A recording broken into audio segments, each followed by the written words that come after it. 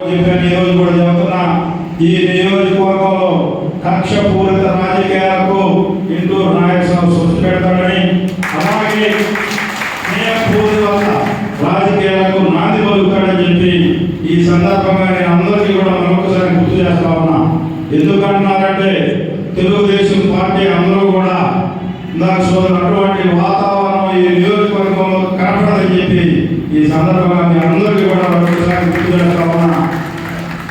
మా యువ నాయకుడు లోకేష్ బాబు గారు మంగళగిరి నియోజకవర్గంలో ఎక్కడైతే ఓడిపోయాడు 5 వేల ఓటుతో అదే నియోజకవర్గంలో ఈ రోజు 90,000 లక్షల మెజార్టీతో గెలిచి ఆ తర్వాత కూడా ఏవైతే నన్ను నమ్మి ఈ నియోజకవర్గ ప్రజలు ఓట్లు వేశారో వాళ్ళకి న్యాయం చేయాల్సిన బాధ్యత నాదని చెప్పి ఎలక్షన్ అయిపోయిన తర్వాత ప్రజా దర్బార్ పెట్టాడు నియోజకవర్గంలో.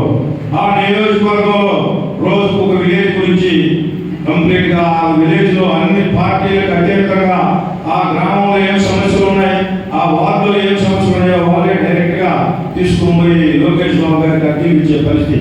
తప్పకుండా పెద్దల సహాయ సహకారాలు తీసుకొని పెద్దల సలహాలు తీసుకొని ఈ నియోజకవర్గంలో కూడా అతి త్వరలో అటువంటి కార్యక్రమాన్ని శ్రీకారం చుట్టాలని చెప్పి ఈ సందర్భంగా అందరికీ గుర్తు చేస్తా ఉన్నా. ఈ నియోజకవర్గ ప్రజలు ఏవైతే నమ్మకం పెట్టుకొని మా కుటుంబ సభ్యుడు ఇంటూరు నాగేశ్వరరావు ఆశీర్వదించారో ఆ నమ్మకాన్ని ఒమ్ము చేయడం చెప్పి ఈ కందుకూరు నియోజకవర్గం ఒక ప్రశాంతమైన నియోజకవర్గం అభివృద్ధి పదంలో జిల్లాలో మొదటి స్థానానికి తీసుకొచ్చేదానికి నేను 24 గంటలు కష్టపడతానని చెప్పి, అలాగే నా సోదరు చెప్పారు మనకి తీవ్ర అన్యాయం జరిగింది మనం తీసుకుపోయి నెల్లూరు జిల్లాలో కలవడం. మేమందరం కూడా నిన్న ప్రకాశం జిల్లా ఎమ్మెల్యేలందరూ కలిసాం. సోదరులు మనందరికీ కూడా స్నేహమైనటువంటి గొడ్డిపాటి రవికుమార్ గారికి కూడా మంత్రి పదవి రావడం ముందుగా సంతోషం. అలాగే స్వామి గారు కూడా మీరు ప్రకాశం జిల్లాలో ఉంటారా నెల్లూరు జిల్లాలో ఉంటారని చెప్పి అందరం కూడా సరదాగా మాట్లాడుకుంటే తప్పకుండా 6 నెలలలోపు చంద్రబాబు నాయుడు గారు కూడా దీని మీద చర్యలు తీసుకుంటారని మాకైతే పూర్తి నమ్మకం ఉంది. ఆ విధంగా కూడా డిస్కషన్ కూడా చేశారు. తప్పకుండా మళ్ళా తిరిగి ప్రకాశం జిల్లాలో కలుగుతారని నేనైతే పూర్తి నమ్మకంతో ఉన్నా. దాన్ని కంపల్సరీగా కంప్లీట్ చేస్తామని చెప్పి ఈ సందర్భంగా గుర్తు చేస్తూ, ఈ కందుకూరు మున్సిపాలిటీ ఏవైతే మనకి మున్సిపల్ శాఖ మంత్రి వర్యులు నారాయణ గారు ఉన్నారు, చాలా మంచి వ్యక్తి. నాకు కూడా ఒక గాడ్ ఫాదర్ గా మనకి నియోజకవర్గం బాధ్యతలు అప్పగించిన తర్వాత ప్రతి సందర్భంలో చేతుడు వాదుడుగా నాకు టికెట్ ఇప్పించే దాంట్లో కూడా ఆయన కీలక పాత్ర పోషించాడు.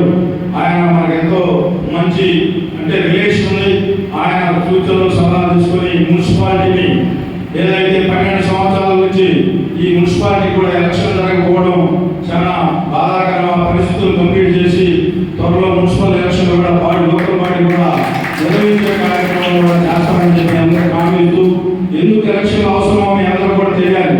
స్థానికంగా ఒక కౌన్సిలర్ ఉంటే అక్కడ ఉండే సమస్యలు కౌన్సిలర్ తీసుకొస్తే తొందరగా ఎవరు మున్సిపల్ కమిషనర్తో వాళ్ళే డిస్కషన్ చేస్తారు.